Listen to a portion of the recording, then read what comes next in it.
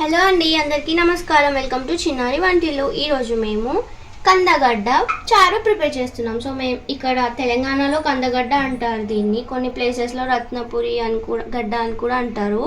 So దానికి కావాల్సినవి ఏంటంటే కందగడ్డ ఇలా కట్ చేసి పెట్టుకోవాలి, ప్లస్ కొన్ని ఆనియన్స్, ఇంకా కొన్ని మిర్చి కట్ చేసి పెట్టుకోవాలి. అలాగే పోపులోకి ఆవాలు, జీలకర్ర, అల్లం వెల్లుల్లి పేస్ట్, కొన్ని మిర్చి గింజలు, అలాగే పసుపు, టేస్ట్కి సరిపడా సాల్ట్, అండ్ అలాగే కొంచెం చింతపండు కూడా వాటర్లో వేసేసి పెట్టుకున్నాము.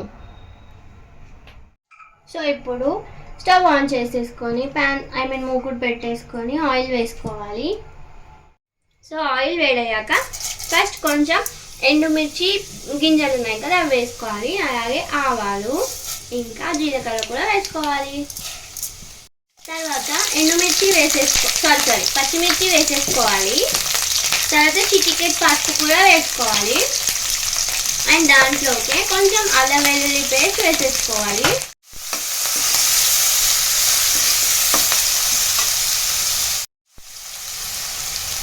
సో ఒకసారి అలా మిక్స్ చేసేసుకొని దాంట్లోకి ఆనియన్ కూడా వేసుకొని మళ్ళీ కలుపుకోవాలి. సో ఇప్పుడు దీంట్లోకి కందగడ్డ కూడా వేసుకొని ఒకసారి కలిపేసుకోవాలి.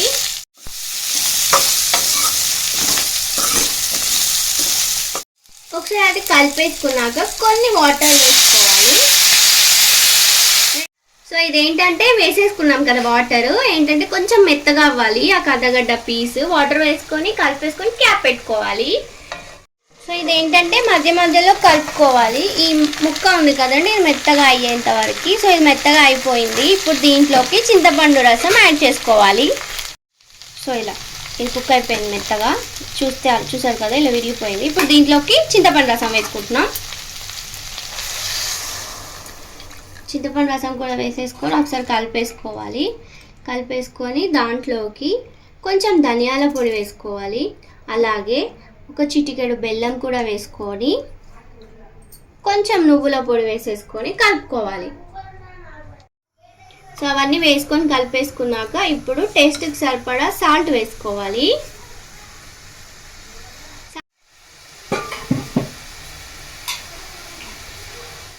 సో ఇలా మరిగించుకోవాలన్నమాట ఒక 5 to 10 minutes ఇలా మంచిగా వచ్చేంత వరకు. ఇప్పుడు పైనుంచి కొత్తిమీర వేసేసుకుంటున్నాం. సో అంతే అండి, ఇది మంచిగా మరిగిన తర్వాత స్టవ్ ఆఫ్ చేసేసుకుంటే సరిపోతుంది. సో ఇంతే అండి, ఇందాక మనం మంచిగా మరిగిన తర్వాత స్టవ్ ఆఫ్ చేసుకున్నాం కదా. సో అంతే, కందగడ్డ పులుసు చాలా బాగుంటుంది చారు. మీకు ట్రై చేయండి.